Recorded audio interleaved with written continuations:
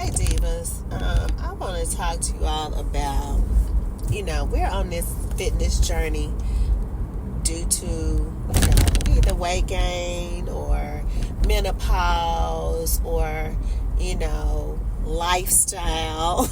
Let's normalize wellness journey. Just normalize wellness journey.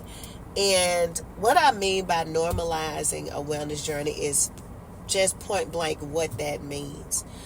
When we are exercising, it just should be a way of life. When we're eating healthy, it just should be a way of life. When we go to get acupuncture, like I get auriculotherapy, the little ears, auriculotherapy is the needles in your ears, if you don't know.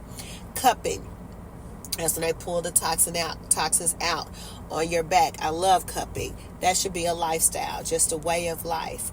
And what just came to me, and I always have these like epiphanies when I'm driving, is that we have to lay down the foundation for fitness early. I'm just like thinking back on my life and like how I even got into this space of exercising as a routine, wellness, being vegan, then transition to vegetarian, and mostly vegan, just plant-based, no meat, just really being very conscious of nutrition. Hell, I work on a farm, right? So I create wellness programs and initiatives, and I implement programs in schools for children. And the biggest issue that I see is that there's no foundation for fitness or wellness as a lifestyle.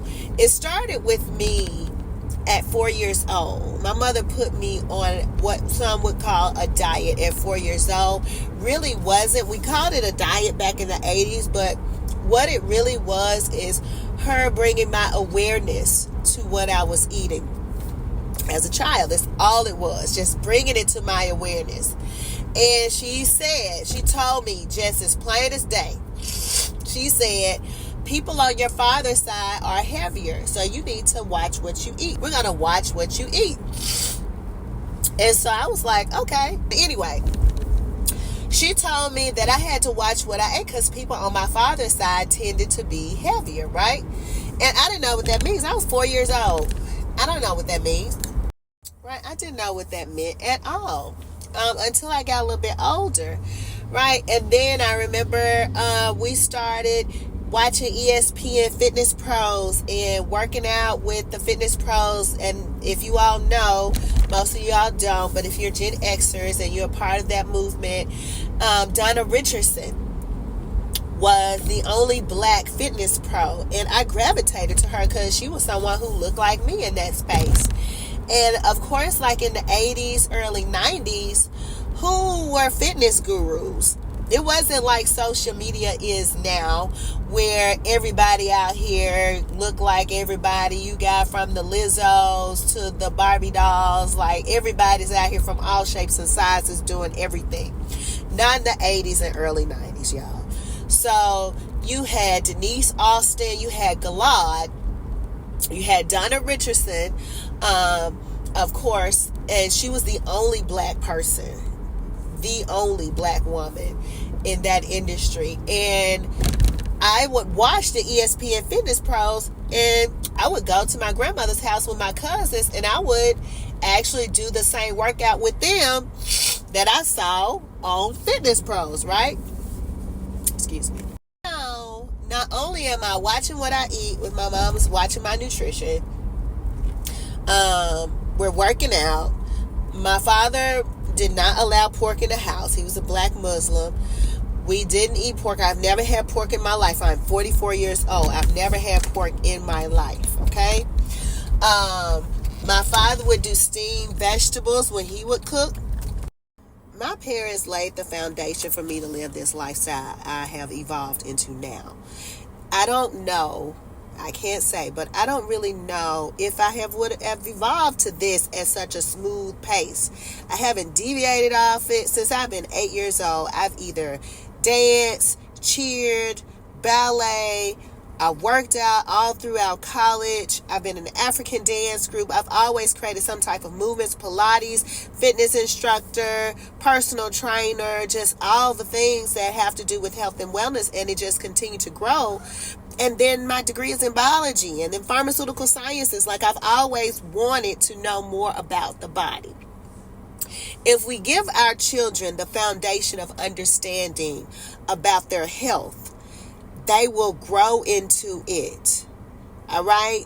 Yes, if you start out feeding your children French fries, by the time they could hold their head up, then yes, that's going to be something that's going to be addiction, because now you've created that craving for their nervous system. Excuse me. And the brain gets triggered with salt and sugar. It's like a dopamine response. So if we lay that foundation now, if you feed your children vegetables, they probably won't like it because they haven't been used to it. But they have to get a foundation. You have to talk to them about it. That's the only way for us to truly combat the epidemic of obesity, dis-ease, illness, and cancer. Read your labels. Teach your children to read labels. Create your own healthy cooking recipes at home. Do your cooking classes with your children. Take out the Pop-Tarts, the Frosted Flakes. They cannot have that consistently. The frozen meals, the frozen foods, microwave, they cannot have that. The Snicker bars, the candies, the Halloween.